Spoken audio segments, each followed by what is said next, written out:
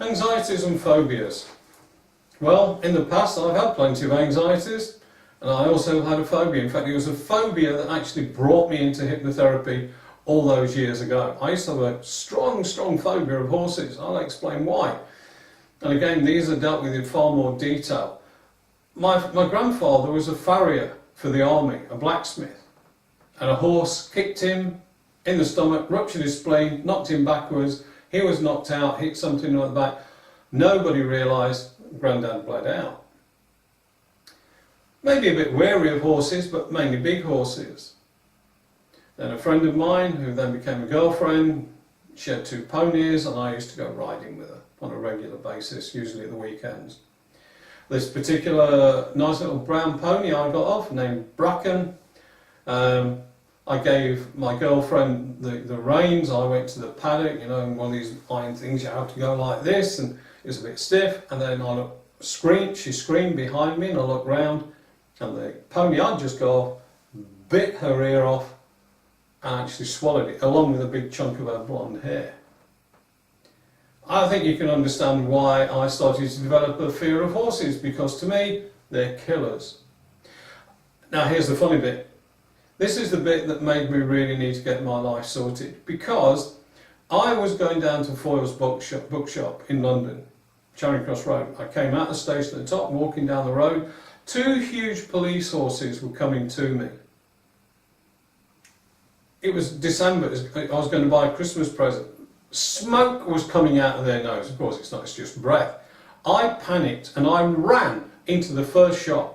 And this is just something like off an old Benny Hill's thing, because I just ran straight into the Ann Summers shop. But not only that, straight into a rack of bras and knickers. I can look at it now as being funny, but at the time I was in a panic. I understand panic attacks. It's the one and only panic attack in my life, but I remember it. I can remember the feelings. And at that time I was a counsellor, I was a psychotherapist, and I was a coach.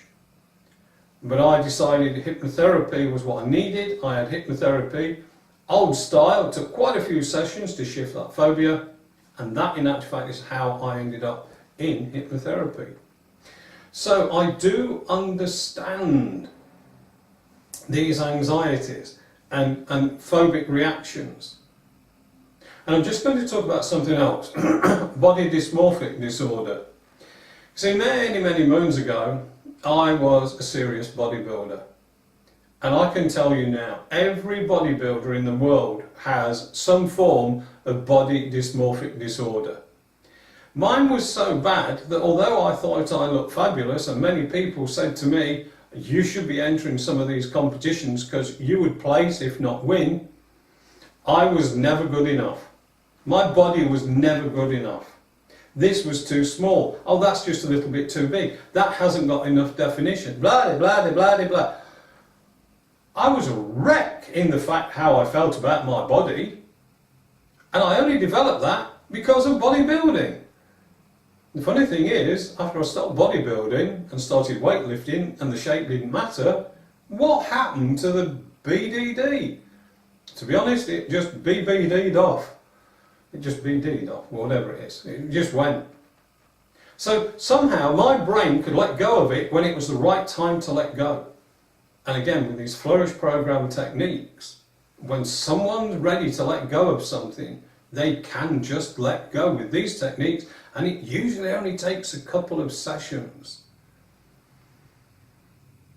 If you want to read more, it's down there, or again, there's more things on the menu to the side there. Plenty of information, or you can just call me 01322 521011.